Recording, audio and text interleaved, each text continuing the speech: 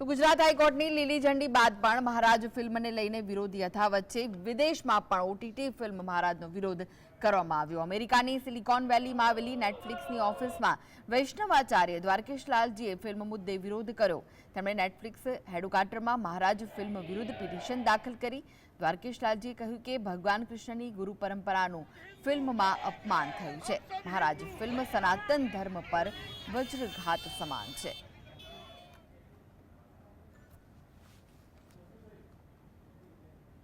देश विदेश में सर्वत्र एनो विरोध नोंधाई रह्यो छे।